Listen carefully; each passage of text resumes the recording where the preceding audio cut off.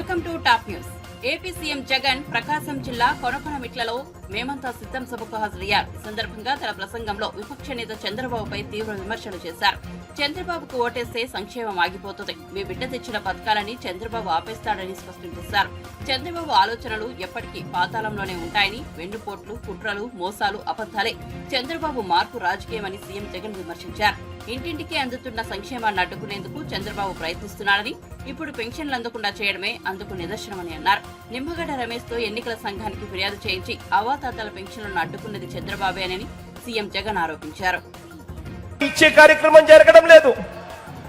ఈ పెన్షన్ ఇంటికి పోయి ప్రతి అవ్వాతాత ముఖంలో చిరునవ్వు చూసే కార్యక్రమం గత 56 నెలలుగా జరుగుతా ఉంది. ఈ పెన్షన్ ఇంటికి పోయి ఇచ్చే కార్యక్రమం గతంలో చంద్రబాబు ముఖ్యమంత్రిగా ఉన్నప్పుడు ఆయన హయాంలో ఎప్పుడూ జరగని విధంగా మన ప్రభుత్వం వచ్చాకే, అది ఆదివారం అయినా సరే, అది సెలవు దినమైనా సరే, నెల 1వ తారీఖు వచ్చిన వెంటనే సూర్యోదయానికంటే ముందే చిక్కటి చిరునవ్వుతో గుడ్ మార్నింగ్ చెబుతూ మన వాలంటీర్ మనవడు మనవరాళ్ళు నేరుగా ఆ అవ్వ తాతల దగ్గరికి వెళ్ళి పెన్షన్ వాళ్ళ చేతిలో పెడతా ఉన్న కార్యక్రమం ఇదొకటే కాదు. చంద్రబాబు నాయుడు హయాంలో పెన్షన్ ఎంత అంటే ఇంత 1000 రూపాయలు ఇస్తా ఉన్న ఆ రోజుల్లో మీ బిడ్డ ప్రభుత్వం వచ్చాక దానిని 3000కు ఆ పెన్షన్ను పెంచుకుంటూ పోయి ఇప్పుడు అవ్వ తాతల ముఖంలో చిరునవ్వు చూస్తూ ఏకంగా 3000 రూపాయల అవ్వ తాతల ముఖంలో చిరునవ్వు చూస్తూ చేతిలో పెన్షన్ పెడుతూ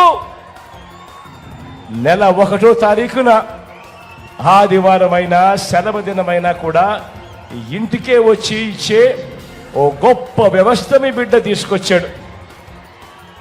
ఆ చంద్రబాబు తన హయాంలో తాను పెట్టుకున్న జన్మభూమి కమిటీలు లంచాలు తీసుకుంటూ వివక్ష చూపుతూ ఆ ఇచ్చే అరకొర 1000 రూపాయల పెన్షన్ కూడా ఎక్కడికెక్కడికో వెళ్ళి పెద్ద పెద్ద క్యూలల్లో నిలబడి రోజులు తరబడి ఎదురు చూస్తూ నరక యాత్ర పడిన రోజులు ఆ చంద్రబాబు నాయుడు గారి పాలనలో జన్మభూమి కమిటీల మధ్య జరిగిన ఆ పాలన.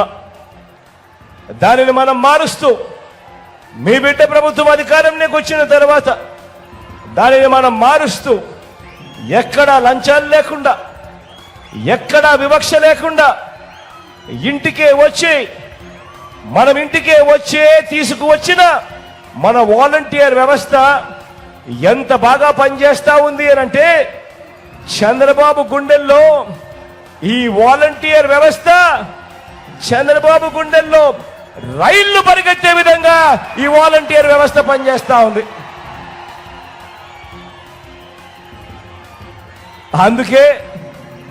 అందుకే చంద్రబాబు నాయుడు గారు ఈ కుట్ర రాజకీయాలు చేస్తా ఉన్నాడు. అందుకే వాలంటీర్లు మన ఇంటికి రా.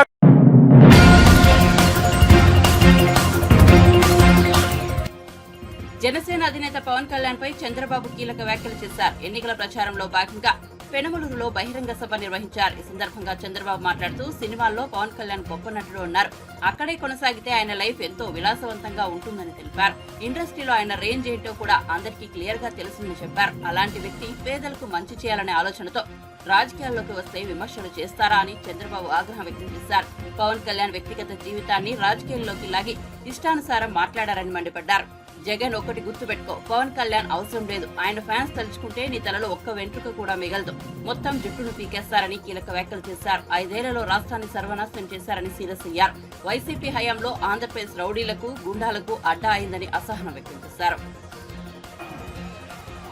వైఎస్ఆర్ కాంగ్రెస్ పార్టీ వ్యతిరేక ఓటు చీలకూడదని గట్టిగా చెప్పిన వ్యక్తి మిత్రుడు పవన్ కళ్యాణ్ గారు అని చెప్పి కూడా నేను మీకు తెలియజేస్తున్నా.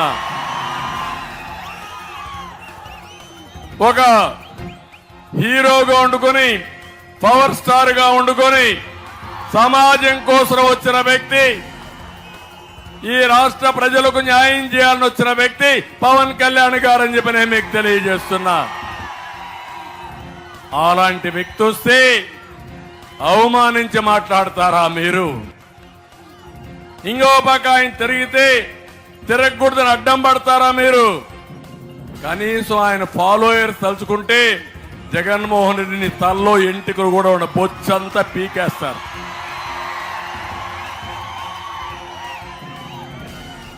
ఏంటి అరాచకం, ఏంటి రౌడీజం అంటే? నీకు అధికారం ఉంది, పోలీసులు అండుంది, నీ ఇష్ట ప్రకారం చేస్తారంటే ఇదే నేను కూడా 14 సంవత్సరాలు అనుకోనుంటే నువ్వు అడుగు కాలు పెట్టేవాడివా ముఖ్యమంత్రి అని అడుగుతున్న సవాలు విసురుతున్నా. అందుకే నేను మళ్ళీ చెప్తున్నాను మీ అందరికీ, ఈరోజు తమ్ముళ్ళు 5 సంవత్సరాల తర్వాత ముఖ్యమంత్రి బయట వచ్చాడు. మొన్నటి వరకు ఆకాశంలో తిరిగాడు. ఈయన ఆకాశంలో తిరిగితే భూమి మీద చెట్లు నరికేశారు. చూశారు కదా, స్కూళ్ళన్నీ హాలిడే పెట్టేశారు. చూశారు కదా, అంటే ఈయన వస్తే కర్ఫ్యూ, రోడ్డు మీద కూడా ఎవరు పోకూడదు. నేను రాజులను చూశాను, రారాజులను విన్నాను కానీ, చరిత్ర చదివాను కానీ ఇలాంటి సైకోని నా జీవితంలో ఎప్పుడూ ఊహించలా. ఇది ప్రత్యేకమైన క్యారెక్టర్, అవునా కాదా అని మిమ్మల్ని అడుగుతున్నా. ఏం తమ్ముళ్ళు, మీరు ఎక్కడన్నా ఊహించారు ఇట్టోడు వస్తారని? పుడతారనుకున్నారా? అనుకున్నారా అని అడుగుతున్నా. మేము అనుకోలేదు అంటే చేలు పైకెత్తండి. నాకే అర్థం కాలే, ఇంకా డైజెస్ట్ చేసుకోలేకపోతున్నా ఈ క్యారెక్టర్ని. అయితే నేను ఒకటే చెప్తున్నాను, ఈరోజు మళ్ళీ మాయ మాటలు చెప్పడానికి వచ్చాడు. ఈరోజు రోడ్డు మీదకి వచ్చాడు పరదాలు వదిలిపెట్టి. ఒకప్పుడు ఒక ఛాన్స్ అన్నాడు, తల మీద చేయి పెట్టాడు, బుగ్గలు నిమిరాడు, ముద్దులు పెట్టాడు. ఈ తర్వాత మా తమ్ముడు చెప్పినట్టు పిడి గుద్దులే గుద్దులు, బాధుడే బాధుడు. మీరందరూ ఇదేం కర్మ మా రాష్ట్రానికని బాధపడమే మనం అందరం చేసిన పని.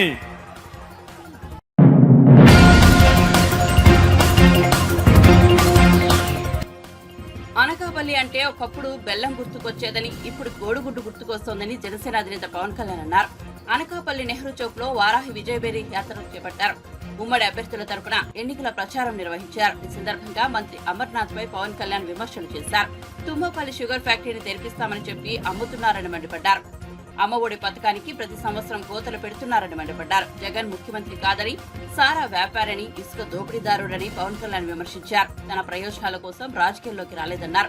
ఒక పార్టీని నడపాలంటే చాలా కష్టతరమన్నారు. మంత్రి పదవులు కోరుతుంటే తనకు ఎప్పుడో వచ్చేవని, కానీ తాను రాష్ట్ర భవిష్యత్తు ముఖ్యమని పవన్ కళ్యాణ్ అన్నారు. టికెట్ ఇవ్వలే పెడుతున్నాడు. లిస్టు చదవమంటారా? కోడిగుడ్డు ముఖ్యమంత్రి, కోడిగుడ్డు మంత్రి చదవ. కొండల్ని కొల్లగొట్టి మట్టి కంకర అమ్మేసుకోవడంలో కోడిగుడ్డు మంత్రి సిద్ధహస్తుడు. మంత్రి ఆయన అనుచరులు రియల్ ఎస్టేట్ వ్యాపారులను బెదిరించి కమిషన్ వసూలు చేయడంలో దిట్ట. రకరకాల బినామీల్ని పెట్టి కసింకోట మండలం, మనకి విశ్వనాథపేట మండలం కసింకోట గ్రామంలో దాదాపు ఎన్ని 100 ఎకరాలు చేశారు. క్వారీల యజమానులు బెదిరించి కమిషన్లు గుంజుకోవడం, రియల్ ఎస్టేట్ వ్యాపారాలతో పాటు ప్రైవేట్ సెటిల్మెంట్లో కూడా ఆరితేరిపోయారు వీళ్ళు. పాసు పుస్తకాలు ఇవ్వాలన్నా, మ్యూటేషన్లు జరగాలన్నా మంత్రి బినామీల అనుమతి తప్పనిసరి. రేపొద్దున మా ప్రభుత్వం రాగానే ఈ బినామాల సంగతి పడతాం మీకు. కోవిడ్ సమయంలో రెవెన్యూ దస్త్రాలని తారుమారు చేసి బంజరు భూముల్ని జిరాయితీ భూములుగా చూపించి అమ్మేశారనే ఆరోపణలు ఉన్నాయి. జాతీయ రహదారిని ఆనుకొని ఉన్న గ్రామాల్లో ఇనాం అసైన్ భూములపైన వీళ్ళు దోచేయడానికి సంసిద్ధంగా ఉన్నారు. దోచేశారు కొంత. ముఖ్యంగా జగనన్న కాలనీల కోసం 400 కోట్ల రూపాయల భూముల్ని మనకి ప్రభుత్వ ధనాన్ని దోచేశారు వీళ్ళు. పిసినికాడలోని 80 ఎకరాల దళితుల భూమిని ఒకవైపేమో విజయవాడలో 100 అడుగుల పైన అంబేద్కర్ విగ్రహం అని చెప్తారు. ఇక్కడ డాక్టర్ సుధాకర్ ని పాపం చంపించేశారు, పిచ్చోడిని చేశారు. ఇంకోవైపేమో పిసినికాడలో 80 ఎకరాల దళితులు ఎస్ఐన్ భూముల్ని ఎకరానికి 60 లక్షలు విలువ చేసే భూమిని మనకి 13 లక్షల చొప్పున బలవంతంగా లాగేసుకున్నారు. మంత్రి బినామీల్లో ఒకరు, కోడిగుడ్డు మంత్రి బినామీల్లో ఒకరు, కసింకోట మండలంలో జగనన్న కాలనీలకి ప్రభుత్వంలో ఎక్కువ ధరలకు భూములు కొనుగోలు చేయించి కొంత రైతులకు ముట్ట చెప్పి మిగతాది వాళ్ళ సొంత జేబులు వేసుకున్నారు. మంత్రి బినామీల్లో క్రికెట్ బెట్టింగ్ రాయిళ్లు, మైనింగ్ మాఫియాకి రక్షణ కవచం నిలుస్తా ఉన్నారు. మీరు అక్రమ కేసులు పెడతా ఉన్నారు. ప్రభుత్వం రాగానే మీ బినామీలకి ఈ రౌడిజంకి బలమైన చెక్ పెడతాం.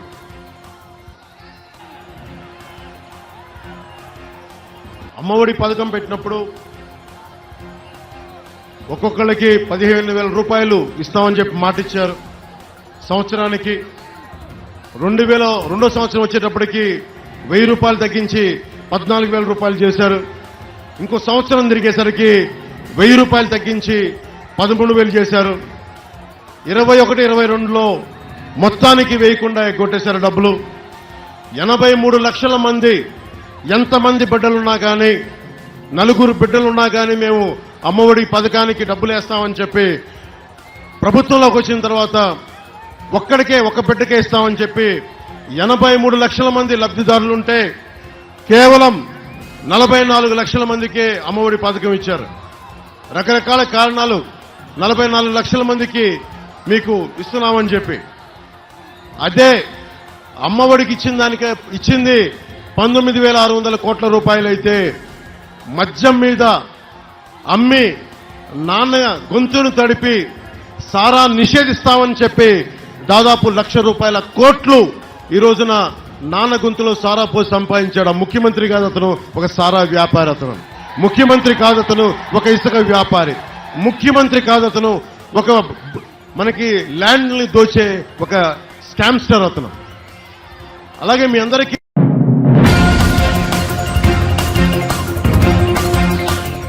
ప్రజలను మోసం చేసేందుకే కేసీఆర్ పొలం బాట పట్టారని మంత్రి కోమటిరెడ్డి వెంకటరెడ్డి ఆరోపించారు. ప్రస్తుతం కరువుకు బీఆర్ఎస్ తప్పిదాలు, అవినీతే కారణమని దుయ్యబట్టారు. సూర్యాపేట జిల్లాలో మంత్రి పర్యటించారు. లోక్సభ ఎన్నికల్లో బీఆర్ఎస్ ఒక్క సీటు కూడా గెలవదని వ్యాఖ్యానించారు. 6,000 గవర్నమెంట్ స్కూల్ ఇవ్వలేదు, మూతపడ్డాయి. ఇలా 3 నెలల్లో 30,000 ఉద్యోగ పత్రం ఉద్యోగాలు ఇచ్చిన అపాయింట్మెంట్ ఆర్డర్లు. మరొక 13,000 డిఎస్సి ప్రకటించినాం. డిఎస్సికి ఇలా గ్రూప్ 1 సర్వీస్కి డేట్ ఇచ్చినాం. ఇంకొక విషయం ఏంటంటే పొలం బాట పేరు మీద మోసగాడు 10 ఏళ్ళు ఒక 4-5 సార్లు సెక్రటరియట్కి వచ్చిండు. ఫామ్ హౌస్ పరిమితమై ఇవాళ బిడ్డ జైల్లోకి పోయి ట్యాపింగ్ చేసి బయటపడి ఎక్కడ ఈ మొత్తం కుటుంబం జైల్లోకి పోతుందో భయంతో ప్రజలను డైవర్ట్ చేస్తాను పొలం బాట అని నేను చెప్పింది. అసలు కేసీఆర్ అంతకుముందు 10 ఏళ్ళు ఎప్పుడైనా బయటికి వెళ్ళినావా? కేటీఆర్ మన ముషంపల్లి అని మా ఊరికి వచ్చిడు, మా కాన్ఫరెన్స్. కేటీఆర్ 10 ఏళ్ళు ముఖ్యమంత్రి అవ్వండి 100 సార్లు చెప్పాడు ముషంపల్లికి వస్తున్నాం. ఆఖరికి వాళ్ళ గది ఎట్లయిందంటే పదవి పోయినాక వచ్చిపోయాడు. వచ్చి ఊరోళ్ళు నిలదీసి బయటికి వెళ్ళగొట్టిండు. రైతులు ఎంతమంది చనిపోలేదు, ఎవరు కూడా అప్పుల పాలు కానీ కరువు మూలంగా చనిపోలేదు. పంట ఎండిపోయిన మాట వాస్తవం. ఎండిపోయిన దాన్ని లెక్కలు కట్టి నష్టపరిహారం తప్పకుండా కనిస్తాం. కాకపోతే కేసీఆర్ వాళ్ళ ఫ్యామిలీకి చెప్తున్న కేటీఆర్ హరీష్కు, మీకు శవాల మీద పేలాలు ఏడుకునే అలవాటు. ఆ రోజు కూడా నువ్వు పెట్రోల్ పోసుకొని అగ్గిపెట్ట కోసం దూరాలు లోపడినే పడపడమని 20 ఏళ్ళు ఉన్న పిల్లలు మాంసం ముద్దలు అయిపోయి అందులో మా బుద్ధు బిడ్డ శ్రీకాంతచారి మొదటిసారిగా ఆత్మ బలిదానం చేసుకున్నాం. మళ్ళీ ఇవాళ మీరు శివరాజకీయాలు చేసి రైతుల జీవితాలతో ఆడుకోవద్దు. ఈరోజు కరువు వచ్చింది, మీరు అధికారంలో ఉన్నప్పుడు నువ్వు చేసిన పాపాలు, దోపిడీ, 7 లక్షల కోట్ల అప్పు చేసి ఒక్క ఇల్లు కట్టలే. ఇవాళ మేము మన భద్రాచలం శ్రీరాముని పాదాల దగ్గర స్టార్ట్ చేసినాం. జూన్ 4వ తారీఖు వెళ్ళి కాన్స్టెన్సీకి 3,500 ఇల్లు ఇస్తున్నాం. ఒక్కొక్క ఇల్లు 5 లక్షల రూపాయలు.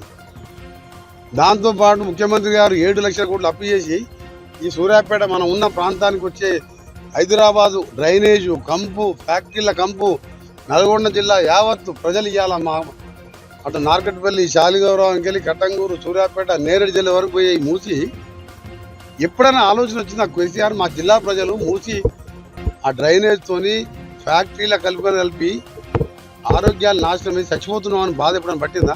ఔటర్ రింగ్ రోడ్ మేము కడితే 7,000 కోట్లకు అమ్ముకున్న వారు ఎలక్షన్ల ముందు కమిషన్ తీసుకుని దానికి ప్యారలల్గా రీజనల్ రింగ్ రోడ్ అని 30,000 కోట్లతోని నేను R&B శాఖ మంత్రిగా దాని టెండర్లు కూడా పిలవబోతున్నాం. వీళ్ళు నిజాముల్లాగా 70 ఏళ్ళు పాలిస్తామని చెప్పి అనుకున్నారు. కాకపోతే తెలివైన ప్రజలు ముఖ్యంగా దక్షిణ తెలంగాణ మహబూబ్నగర్, ఖమ్మం, నల్గొండ జిల్లాలో 36 సీట్లకు 32 సీట్లు మేము గెలిచినాం. ఒక్క సీటు భద్రాచలం 3,000తో గెలిచి వాడు కూడా మా దాంట్లోకి వచ్చిన తెల్లం వెంకట్రావు, అతను కాంగ్రెస్ నాయకుడే. ఇక గెలిచింది 3, అది గెలిపే కాదు, అది మాకు సమయం లేదు. మేమందరం కూడా వచ్చి ఉంటే ఒక రౌండ్ తిరిగితే ఓడిపోతుండే. అందుకనే 2-3 సీట్లు ఎందుకు పోయినాయి అంటే ఈ కృష్ణా జలాలని జగన్మోహన్ రెడ్డికి డబ్బులకు ఆశపడి సాగర్ జలాలతోని గోదావరి జలాలతో సాగర్ నింపుతా అనేసరికి మొత్తం ఆయన పోతిరెడ్డిపాడు ద్వారా మచ్చుమరి ద్వారా రాయలసీమ లిఫ్ట్ చేసిన ద్వారా ఆయన నీళ్ళు వేసుకుపోయింది.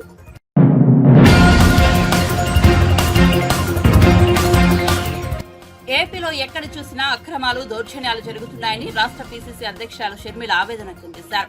హత్యలు చేస్తున్న వారిని సీఎం జగన్ ఎన్నికల్లో అభ్యర్థులుగా నిలబెడుతున్నారని విమర్శించారు. జగన్ హత్య రాజకీయాలను ప్రోత్సహిస్తున్నారని ధ్వజమెత్తారు. వైఎస్ఆర్ జిల్లా పెండ్రిమల్లి మండలం యాదవపురంలో ఆమె ఎన్నికల ప్రచారంలో పాల్గొన్నారు. ఎవరైతే చచ్చిపోయాడో ఆ కుటుంబం కూడా ఓట్లేస్తే వీళ్ళు ఎమ్మెల్యేలు, ఎంపీలు అయ్యారు. ఈరోజు ఓట్లేసిన వాళ్ళు అన్న కృతజ్ఞత లేదు. భూమి కావాలనుకున్న వాళ్ళ సన్నిహితులట వాళ్ళకు సాయం చేయబోయి వీళ్ళను హత్య చేయడానికి కూడా వెనకాడలేదు. ఇక రాష్ట్రంలో ఉన్న వాళ్ళ సంగతి ఏమిటి?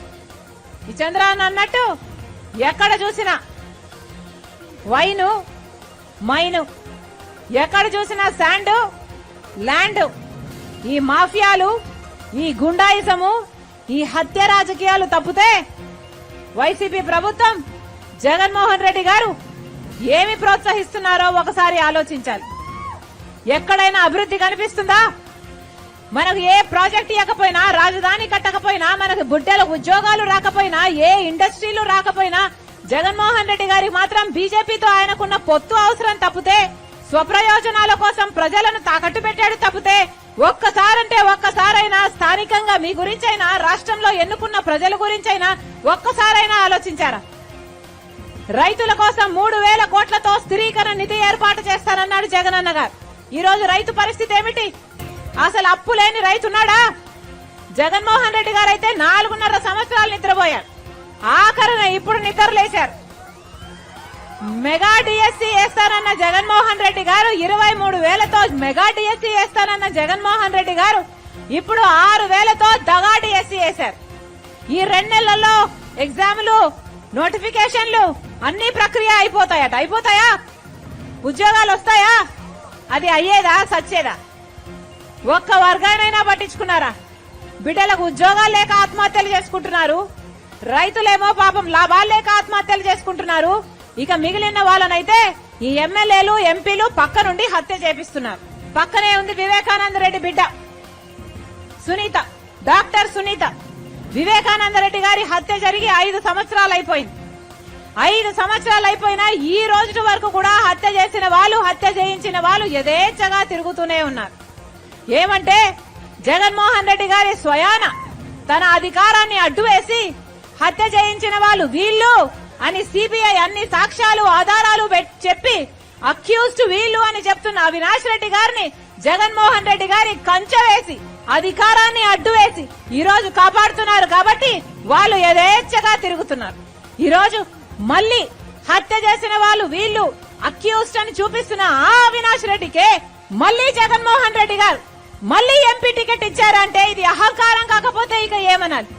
ఇది హత్య రాజకీయాలను ప్రోత్సహించడం కాకపోతే దీన్ని ఏమనాలి? హత్య చేసిన వాళ్ళు వీళ్ళు అని సిబిఐ అదే పనిగా ఆధారాలతో అక్యూజ్డ్ అని, నిందితులు అని చేర్చిన వాళ్ళకే మళ్ళీ టికెట్ ఇస్తే అంటే హంతకులే, హత్య చేయించిన వాళ్ళే మళ్ళీ అధికారంలోకి రావాలి. అధికారం వాడుకొని మళ్ళీ వాళ్ళు జైలుకు వెళ్లకూడదు.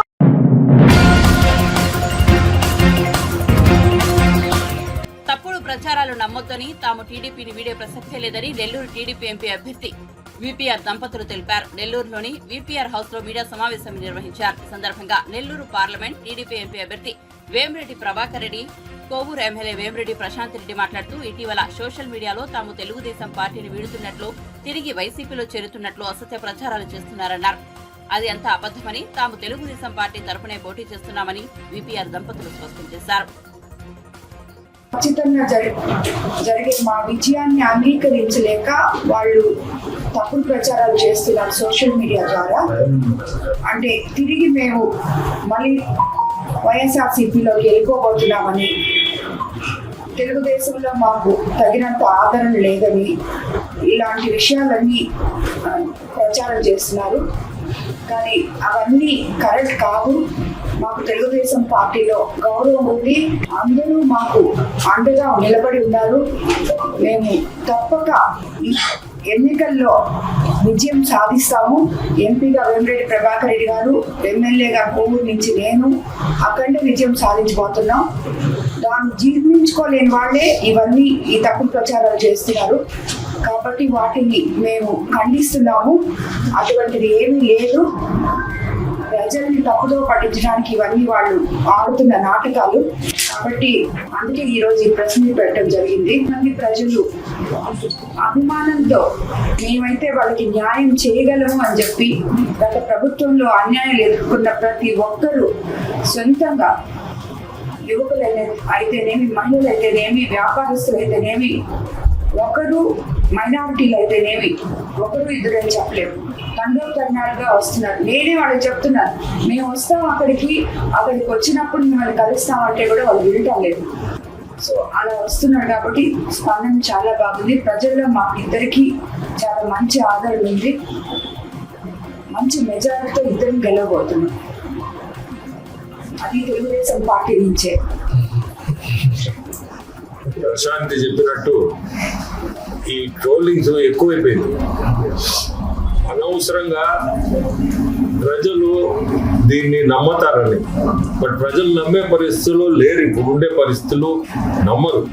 వాళ్ళకి తెలుసు మేమిద్దరం ఏంటో కూడా, ప్రజలకు తెలియకుండా ఏం లేదు. అమాయకులు కాదు ప్రజలు. కానీ ఈ తప్పుడు ప్రచారం ఎందుకు చేస్తున్నారంటే, ప్రజల్ని ఎట్నో తప్పుదో పట్టించి ఈ ఎలక్షన్ లేదు, ఈ చీప్ ట్రిక్స్ అంటారు దీన్ని. ఈ చీప్ ట్రిక్స్ తోటే ఏదో ప్రజలు వాళ్ళు అవి నమ్మి మాకేదో ఓటేయరని. మేము ఇద్దరము ఇప్పుడే చెప్పినట్టు 100% మంచి మెజారిటీతో కోవూరు అసెంబ్లీ సీటు ప్రశాంతి, నేను పార్లమెంటు, నెల్లూరు పార్లమెంట్, నేను తెలుగుదేశం తరఫున సైకిల్ గుర్తుతో మేమిద్దరము గెలుస్తాం.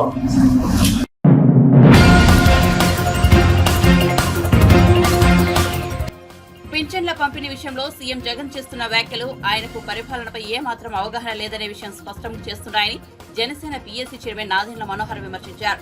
గుంటూరు జిల్లా తెనాలిలో పార్టీ కార్యాలయంలో ఆయన మీడియాతో మాట్లాడారు. వృద్ధులు, వికలాంగుల పింఛన్లపై వైఎస్ఆర్సీపీ కావాలనే రాద్ధాంతం చేస్తోందని విమర్శించారు. ఎన్నికల కోడ్ అమల్లో ఉన్న సమయంలో అధికార యంత్రాంగం ఈసీ పరిధిలో ఉంటున్న విషయం తెలియదా అని ప్రశ్నించారు. ఎప్పుడైతే వాలంటరీ వ్యవస్థని ఎన్నికల డ్యూటీలో పెట్టకూడదని ఎలక్షన్ కమిషన్ ఇచ్చిన నిబంధనని, అది వస్తుందని కూడా వీళ్ళకి ఎప్పుడో తెలుసు. ఎందుకంటే అధికార యంత్రాంగం ఆ విధంగా అప్రమత్తం అయింది ముందే. కాంట్రాక్ట్ ఎంప్లాయీలు ఎవరిని కూడా ఎన్నికల నిధుల్లో వాడరు, ప్రభుత్వ ఉద్యోగులనే వాడతారు. ఎందుకంటే పారదర్శకంగా, బాధ్యతగా ఉండాలనే ఉద్దేశంతో అధికార యంత్రాంగాన్ని ఎలక్షన్ కమిషనే నడిపిస్తుంది. కానీ ప్రజల్లో మరొక్కసారి చివరి ప్రయత్నం మభ్యపెట్టే విధంగా రకరకాల ప్రాపగండా చేసుకుంటూ లబ్ధి పొందడానికి వీళ్ళు చేసిన ప్రయత్నం మాత్రం చాలా దుర్మార్గం. దాన్ని జనసేన పార్టీ మేము ఖండిస్తున్నాం. గ్రామ వార్డు సచివాలయాలు చట్టం తీసుకొచ్చినప్పుడు వాలంటీర్లు అనే పదం ఎక్కడ కూడా జగన్మోహన్ రెడ్డి గారి ప్రభుత్వం ఆ చట్టంలో వాడలేదు. కానీ వాళ్ళ కోసం సుమారు 1600 కోట్ల రూపాయలు ప్రతి సంవత్సరం వెచ్చించడమే కాకుండా ప్రోత్సాహకాల కోసం మరొక 300 కోట్ల రూపాయలు ఖర్చు పెట్టుకుంటూనే వస్తూ ఉన్నారు. గ్రామ వార్డు సచివాలయాల కోసం ఏమో 6000 కోట్ల రూపాయలు కేటాయించారు. అధికారులు, వాళ్ళకున్న అనుభవం, వాళ్ళు కష్టపడి పనిచేసే మనస్తత్వం, వీళ్ళందరినీ పక్కన పెట్టి ఈ వ్యవస్థ ద్వారా ప్రజల్లో భయభ్రాంతులు చేసి పెన్షన్లు వీళ్ళు పుట్టిన తర్వాతే పెన్షన్లు వచ్చినట్టు, వీళ్ళు ప్రభుత్వంలో వచ్చిన తర్వాతే పెన్షన్లు వచ్చినట్టు, వీళ్ళ ద్వారానే పెన్షన్లు పంపిణీ జరుగుతున్నట్టు వీళ్ళు చేసిన ఒక దుర్మార్గమైన ప్రచారం దయచేసి ప్రజలందరూ కూడా గమనించాలి. సలహాదారులకేమో 680 కోట్లు, నెలకి 4 లక్షలు 5 లక్షల రూపాయలు ఒక్కొక్కరికి జీతాలు, కష్టపడి చదువుకున్న వాలంటీర్లని 5,000 రూపాయలు ఇచ్చి మీరు ఇన్ని రోజుల నుంచి పని చేయించుకున్నారే, వాళ్ళకి మే 31వ తారీఖున వాళ్ళ పదవీ కాలం ముగిస్తుందనే మాట ఇప్పటివరకు ఎందుకు చెప్పలేదు మీరు? నిస్సిగ్గుగా మొట్టమొదటి సంతకం వాలంటీర్ వ్యవస్థకు నేను రాగానే ముఖ్యమంత్రి గారిని చేస్తానంటే ఎంత దుర్మార్గమైన ఆలోచన ప్రజలు గమనించాలి.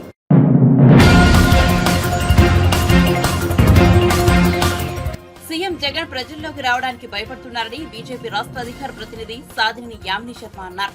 ప్రధాని మోదీ చిలకలూరుపేటకు వస్తే 5 పోలీస్ బలగాలు ఇచ్చి జగన్ సొంత జిల్లా కడపకు వెళ్లినప్పుడు 13 పోలీస్ బలగాలను పెట్టుకోవాల్సిన అవసరం ఏముందని ప్రశ్నించారు. రాష్ట్రంలో వైఎస్ఆర్సీపీ పాలన సరికాలేకే జగన్ ప్రజల్లోకి రావడానికి భయపడుతున్నారని యామిని ఆరోపించారు. సంక్షేమాన్ని అభివృద్ధిని అందిస్తుంది. ఏ రంగంలో ఉన్న మహిళల్ని తీసుకున్నా వారికి అన్యాయం చేయడమే వైసీపీ పార్టీ పరిపాటిగా పెట్టుకుంది. కొంతమంది ఐపీఎస్ అధికారుల్ని అలాగా ఎలక్షన్ కమిషన్ బదిలీలు చేయడము, కొంతమందిని అంతకుముందు తిరుపతి బై ఎలక్షన్లో చేసిన అక్రమాలకి సస్పెండ్ చేయడం కూడా జరిగింది. అధికారులకి ఎంత సంయమనం ఉండాలి. అందులోనే ఎన్నికల కోడ్ వచ్చిన తర్వాత కలెక్టర్లు, ఎస్పీలు లాంటి అధికారులే, చీఫ్ సెక్రటరీ కానివ్వండి, మిగతా అందరూ ఐఏఎస్లు, ఐపీఎస్లు వీళ్ళే ఎన్నికలని సమర్థంగా నిర్వహించాలి. కానీ మన రాష్ట్రంలో ఎక్కడ లేనటువంటి విచిత్రాలు జరుగుతూ ఉంటాయి. పోయి కంప్లైంట్లు ఇస్తున్నారు కొంతమంది అధికారులు, ఈసీకి కంప్లైంట్ ఇస్తున్నారు. ఎక్కడైనా చూసామా ఇది? రాజకీయ పార్టీలు ప్రశ్నిస్తాయి అధికారులని, సామాన్యులు కూడా ప్రశ్నిస్తారు. వారే అతీతులు కాదు కదా. కొందరు తప్పులు చేసుకుంటూ మళ్ళీ దాన్ని కప్పిపుచ్చుకోవడం కోసం అని చెప్పని తిరిగి రాజకీయ పార్టీల పైన, పత్రికల పైన నిందలు వేయడము, వారిపైన కంప్లైంట్ ఇవ్వడము నిజంగా బాధాకరం. దీన్ని బట్టే అర్థమవుతుంది ఈ రాష్ట్రంలో ఉన్నటువంటి ప్రభుత్వ వ్యవస్థల్ని ఏ విధంగా వైఎస్ఆర్సీపీ పార్టీ తమ చెప్పు చేతుల్లో పెట్టుకొని కొంతమంది అధికారులను ఆ విధంగా తమకు నచ్చినట్టుగా పని చేయించుకుంటున్నారు. సూటిగా ప్రశ్నిస్తున్నాం. అయ్యా జగన్మోహన్ రెడ్డి గారు, ముఖ్యమంత్రి గారు, మీ ప్రభుత్వంలో మీరు పెట్టినటువంటి డీజీపీ గారే ఈ రాష్ట్రంలో మావోయిస్టు ప్రభావం లేదు అని చెప్పని చాలాసార్లు చెప్పారు. మరి మావోయిస్టు ప్రభావం లేనప్పుడు మరి మీకు ఇంకెందుకు భయం? కానీ ఇప్పుడైనా ప్రచారానికని సొంత జిల్లా కడపకి వెళ్ళినప్పుడు 13 బలగాలని, పోలీస్ బలగాలని మీరు ఏర్పాటు చేసుకున్నారు. మీకు అంత అవసరమా? నిజంగా అంత థ్రెట్ ఏముంది? ఇంకొక పక్క చూస్తేనేమో మొన్న చిలకలూరుపేటకి దేశ ప్రధాని, ప్రపంచంలోనే అత్యంత ప్రజాదరణ పొందినటువంటి వ్యక్తి చిలకలూరుపేట సభకు వస్తే మీరు ఇచ్చినటువంటి 5 బలగాలు. ఈ రాష్ట్రంలో ప్రజల దగ్గరికి రావడానికి మీరు భయపడుతున్నారు, మీ పాలన సరిగ్గా లేక. అక్కడ కడప జిల్లాలో 13 బలగాలను పంపించింది నిజం కాదా? ఇదే పల్నాడు జిల్లా ఎస్పీ కానీ, గుంటూరు ఐజీ కానీ సమాధానం చెప్పాలి. ఎందుకు చిలకలూరిపేటలో ప్రధాని సభకి కేవలం 5 బలగాలని పెట్టారు? కొంతమంది పోలీసులు, కొంతమంది అధికారులు ఈ రాష్ట్రానికి, వైఎస్ఆర్సీపీ అధికార పార్టీకి కార్యకర్తలాగా పనిచేస్తూ ఉన్నారు. ఒక పక్క వాతావరణ శాఖనేమో ఎండలు మండిపోతున్నాయి.